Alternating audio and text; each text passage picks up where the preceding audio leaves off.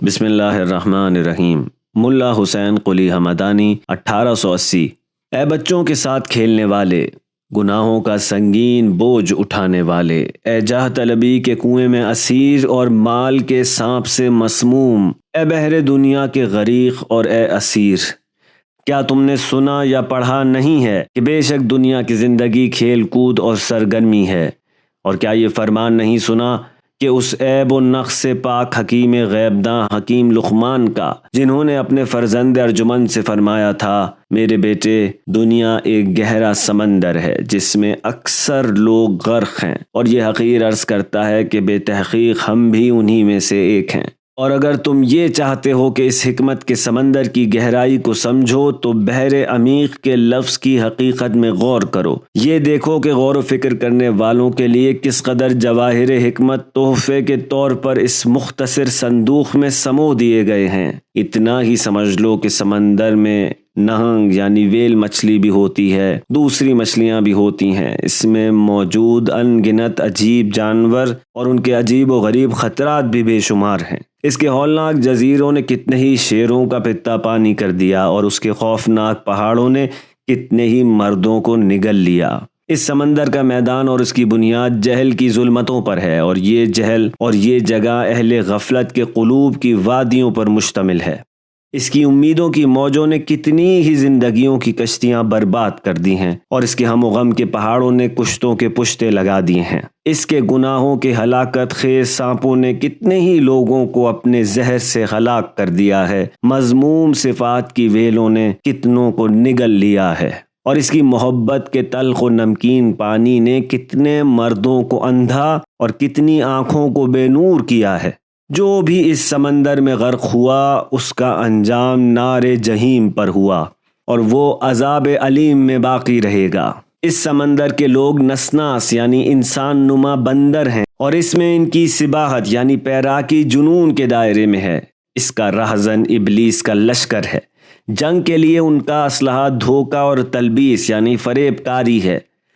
اگر سمندر کی گہرائی جاننا چاہو تو عرض کروں گا کہ اس کی کوئی انتہا نہیں ہے۔ اگر تمہیں یقین نہ ہو تو اس سمندر کے غواصوں یعنی اولین و آخرین میں سے اہل دنیا پر نظر ڈالو اور دیکھو کہ وہ سب اس میں غرق ہو گئے، لیکن ان میں سے ایک بھی اس کی تہہ تک نہیں پہنچا۔ اگر بہتر سمجھنا چاہو تو اپنے خراب حال پر نظر ڈالو اور دیکھو کہ تمہارے پاس جس قدر بھی ہو تم اس سے زیادہ کے طالب ہو، اور تمہاری لالچ کہیں رکنے والی نہیں ہے۔ اے حضرت، اس دنیا نے کس طرح لوگوں کو مٹی میں ملایا، اور ان کے قلوب جو محبت و معرفت کے لیے خلق ہوئے تھے انہیں گھوڑوں اور خچروں کے استبل میں تبدیل کر دیا۔ ان کے اعضاء نجاستوں سے اٹے ہوئے ہیں، اور ان کے دلوں نے لمحہ بھر کے لیے بھی خضوع اور خشوع کا مزہ نہیں چکھا ہے، نہ ہی ذرہ برابر ذوق اطاعت کی مٹھاس انہیں نصیب ہوئی ہے۔ ان کے وجود میں نہ تو توبہ کا کوئی نام و نشان ہے، اور نہ ہی ان کے منحوس و موہوم تفکر میں خداوند کی کوئی خبر ہے۔ شب و روز وہ زبان کی تلوار اور نیزے سے مسلمانوں کی عصمت و شرف اور مال کی چیر پھاڑ کرتے رہتے ہیں۔ ان کے قلوب ذکر و فکر سے خالی اور مکر و حیلے سے پر ہیں۔ انہوں نے عقل کے ہاتھ باندھ دیے ہیں اور شہوت کو کھلا چھوڑ دیا ہے۔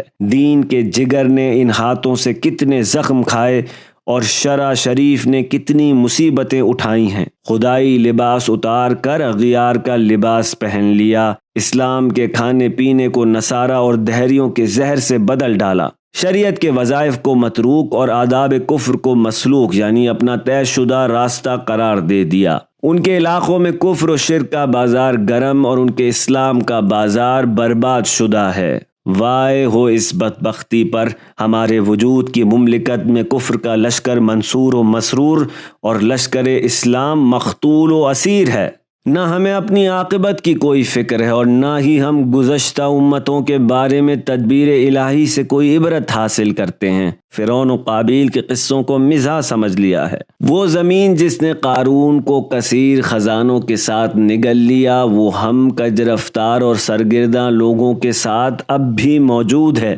میری جان، جن آندھیوں نے قوم ہود کو ادب سکھایا وہ اب بھی اس قادر حلیم کی فرما بردار ہیں۔ اگر تم اس عظیم و شان سلطان کی اطاعت کے خلاف سر اٹھاؤ، سرکشی کرو تو آب و خاک، ہوا، مٹی کی ڈھیریاں اور پتھر سب ہی اس کی بارگاہ میں ذلیل و اسیر ہیں۔ ہاں، لوگوں نے اس کے حلم و صبر سے دھوکہ کھایا ہے، اس کی عظیم حکمرانی سے غافل ہو گئے ہیں، شرم و حیا کا لباس اتار پھینکا ہے، جسارت کا قدم آگے بڑھایا ہے اور اس کی بارگاہ عز و جلال میں معصیت کے مرتکب ہوئے ہیں۔ کیا تم نہیں دیکھتے ہو کہ اس کا محکم حکم کس طرح آسمانوں اور زمینوں میں جاری ہے؟ کیا تم نے نہیں پڑھا ہے کہ کس طرح قیامت میں آسمان بکھرے ہوئے ہو جائیں گے؟ ہاں، کیا کہوں اس آہ و سوز سے بھرے دن کے شر کے بارے میں کہ خائفین کے قلوب کو اس کے خوف نے پگھلا رکھا ہے۔ کیوں کر نہ پگھلیں ان کے دل اس روز سے جس کی زمین جلا دینے والی آگ اور اس کی صراط شمشیر برہ سے زیادہ تیز ہے۔ اس دن ستارے بکھرے ہوئے اور اس میں لوگ پھیلی ہوئی ٹڈیوں کی مانند ہوں گے۔ اس کی ہیبت عظیم ہے اور انبیاء خوف و اضطراب میں ہیں، نیکوکار مدہوش اور ابرار بے ہوش ہیں۔ اس کی سختیاں کثیر اور اس کا رنج بے شمار ہے۔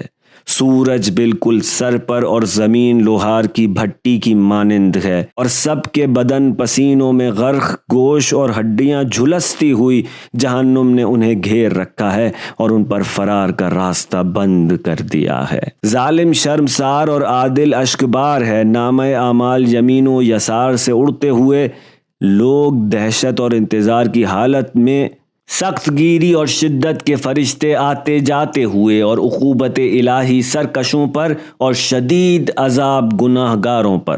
اس دن کے ناموں میں سے ایک نام یوم الحساب ہے اور دوسرا یوم التناد، یعنی ایک دوسرے سے فرار کا دن۔ ایک طرف منادی خوشی و بشارت کے ساتھ کہتا ہے، یا اہل الجنہ ارکبو، اے اہل جنت سوار ہو جاؤ، اور دوسری جانب ندا دیتا ہے، اے دوزخیوں ذلت کے ساتھ دور ہو جاؤ۔ وہ ایک کو خلت عطا کرتا ہے اور دوسرے کو گھسیٹا جا رہا ہے۔ ایک گروہ شراب طہور میں سرمست ہے اور دوسری قوم کے جگر بدبودار بوٹیوں اور زقوم یعنی جہنم کے درخت کے ٹکڑوں سے پر ہیں۔ میں حیران ہوں کہ اس کا قہر بیان کروں یا اس کی محبت کی بات کروں۔ اس کا قہر خاکیوں پر اور اس کی محبت افلاکیوں سے ہے، یعنی وہ افراد جنہوں نے خود کو نوری افلاک تک پہنچایا ہے اور وہ ان افلاک سے مکمل بے اعتنا ہیں۔